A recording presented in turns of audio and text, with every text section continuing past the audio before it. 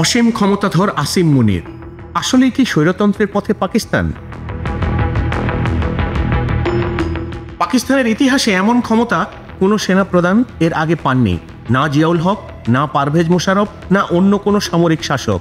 কিন্তু 2024 সালের সাম্প্রতিক সাংবিধানিক সংশোধনীতে একজন ব্যক্তিকে এমন সর্বাধিকার দেওয়া হয়েছে যা কার্যত তাকে পাকিস্তানের সবচেয়ে ক্ষমতাবান মানুষে পরিণত করেছে।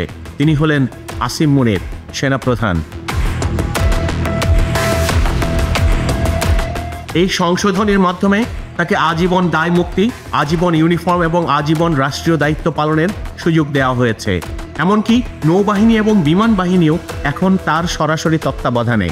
ফলে স্বাভাবিকভাবে প্রশ্ন উঠছে, এটি কি পাকিস্তানকে চূড়ান্ত স্বৈরতন্ত্রের দিকে ঠেলে দিচ্ছে, নাকি এর পেছনে রয়েছে আরও বড় কোনো রাজনৈতিক হিসাব নিকাশ?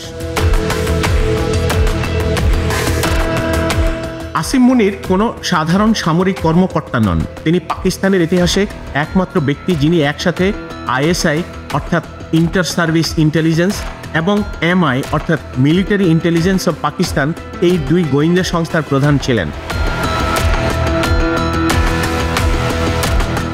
ইমরান খানের আমলে তিনি ISI চিফ ছিলেন, কিন্তু রাজনৈতিক দ্বন্দ্বের কারণে তাকে পদচ্যুত করতে হয় বলে অনেকে মনে করেন।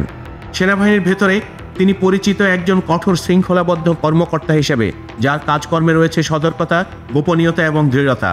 2022 সালে সেনাপ্রধান হওয়ার পর থেকেই পাকিস্তানের রাজনৈতিক সমীকরণ ভেতর থেকে বদলাতে শুরু করে।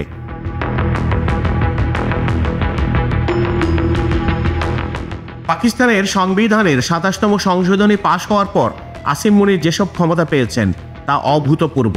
প্রথমত, তাকে দেওয়া হয়েছে আজীবন দায়মুক্তি, অর্থাৎ কোনো সরকার বা আদালত তাকে গ্রেপ্তার বা বিচার করতে পারবে না। দ্বিতীয়ত, তিনি অবসর নিলেও আজীবন ইউনিফর্ম ধরে রাখতে পারবেন এবং রাষ্ট্রপতির সিদ্ধান্ত অনুযায়ী যে কোনো রাষ্ট্রীয় দায়িত্বে নিযুক্ত হতে পারবেন। তৃতীয়ত, পাকিস্তানের নৌ এবং বিমান বাহিনী প্রধানও এখন তার অধীনে থাকবে, যা তাকে কার্যত পুরো সামরিক কাঠামোর সর্বোচ্চ এবং একচ্ছত্র নিয়ন্ত্রণ প্রদান করে। এত ক্ষমতা পাকিস্তানের ইতিহাসে আর কোনো সামরিক কর্মকর্তা পাননি, কিংবা এত বেশি ক্ষমতা বিমান বাহিনী থেকে শুরু করে নৌবাহিনী সহ একজন সেনাপ্রধান যে দায়িত্ব পালন করবেন, পৃথিবীর অন্য কোনো দেশে এরকম নজির আর নেই। 1947-এ পাকিস্তান রাষ্ট্র তৈরির পর থেকে মূলত সেখানে হাইব্রিড শাসন ব্যবস্থা বিরাজমান, অর্থাৎ বেসামরিক প্রশাসন এবং সামরিক প্রশাসন। সামরিক প্রশাসন, বেসামরিক প্রশাসন কিংবা সরকার কিংবা বিচার ব্যবস্থা থেকে শুরু করে রাষ্ট্রীয় সকল ক্ষেত্রেই তাদের অধিকার ফলানোর যে নজির রয়েছে, সেখানে মূলত বিগত দিনগুলোতে পাকিস্তানে হাইব্রিড শাসন ব্যবস্থায় বিরাজমান ছিল।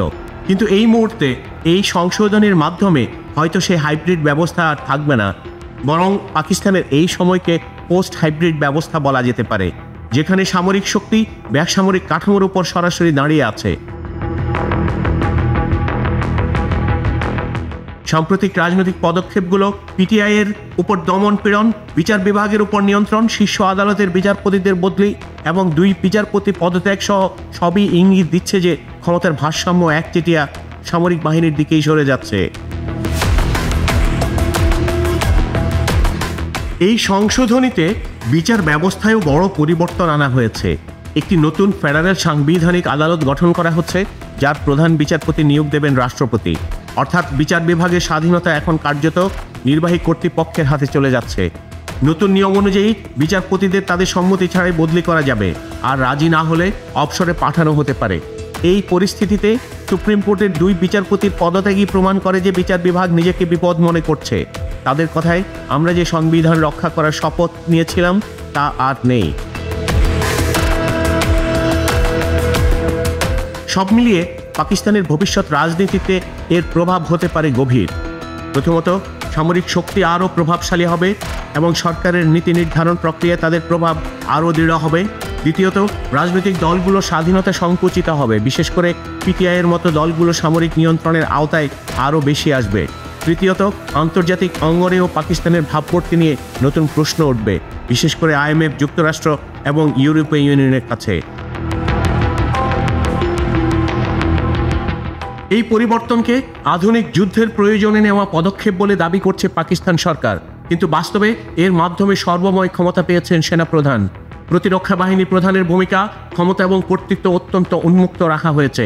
তার সিদ্ধান্তের উপর পার্লামেন্টের কার্যত কোনো নিয়ন্ত্রণ রাখা হয়নি এবং এই পদের দায়িত্ব এবং বাহিনীর কাঠামো ঠিক নির্ধারণের দায়িত্ব স্পষ্ট করা হয়নি।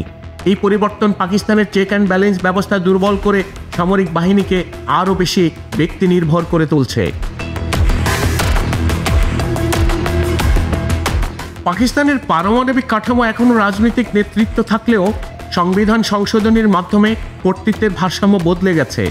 ন্যাশনাল কমান্ড অথরিটি অর্থাৎ এনসিএ কাঠামোগতভাবে এখনও বেসামরিক নেতৃত্বাধীন, কিন্তু ন্যাশনাল স্ট্র্যাটেজিক কমান্ডারের নিয়োগ, পুনঃনিয়োগ এবং মেয়াদ বৃদ্ধির সিদ্ধান্ত এখন নির্ভর করছে কেবলমাত্র সিডিএফের সুপারিশের উপর। অর্থাৎ সিডিএফ মানে হচ্ছে ন্যাশনাল স্ট্র্যাটেজিক কমান্ড।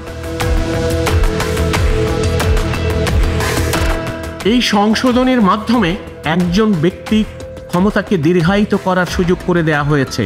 প্রতিরক্ষা বাহিনী তথা সেনাবাহিনী প্রধানের মেয়াদ 2030 সাল পর্যন্ত বাড়ানো এবং নির্দিষ্ট পরিস্থিতিতে তা 2035 পর্যন্ত যাওয়ারও সুযোগ তৈরি করা হয়েছে। অর্থাৎ পাকিস্তানের পুরো প্রতিরক্ষা কাঠামো প্রায় এক দশক জুড়ে এক ব্যক্তির সিদ্ধান্ত, দৃষ্টিভঙ্গি এবং রাজনৈতিক অবস্থানের উপর নির্ভরশীল হবে। আসিম মুনির সর্বময় ক্ষমতার অধিকারী হয়ে তিনি জর্ডানের বাদশার দেয়া সম্বর্ধনায় তিনি বলেন, পাকিস্তানের সেনাবাহিনী আল্লাহর সেনাবাহিনী। যদি একটি ধূলিকণাও ছুঁড়ে মারা হয়, আল্লাহর নামে ছুঁড়ে মারা হয়, তাহলে তা ক্ষেপণাস্ত্র হয়ে যায়। সাম্প্রতিক সময়ে ভারত পাকিস্তান দ্বন্দ্বে এবং যুদ্ধে আসিম মুনিরের কৃতিত্ব এবং ভারতকে পরাজিত করার যে ফল, তারই ফলশ্রুতিতে আসিম মুনিরকে সর্বময় ক্ষমতার অধিকারী করে দেয়া হয়েছে। আসিম মুনিরের এই ক্ষমতায়ন শুধুমাত্র তাদের সামরিক কিংবা রাজনৈতিক বিষয় নয়, এটা ভূ রাজনৈতিক এবং ভারতের বিরুদ্ধে পাকিস্তানের শক্ত অবস্থানেরই জানান দেয়া হচ্ছে। ভারতকে মোকাবিলা করার জন্য একজন আসিম মুনির হয়তো আর এখন সরকারের মুখপক্ষে হয়ে দাঁড়িয়ে থাকবেন না। তিনি তার একক সিদ্ধান্তে যে কোনো সিদ্ধান্ত নিতে পারবেন ভারত কিংবা অন্যান্য প্রতিক্রিয়াশীল গোষ্ঠীর বিরুদ্ধে। সর্বশেষে প্রশ্নটি এখন অত্যন্ত প্রাসঙ্গিক।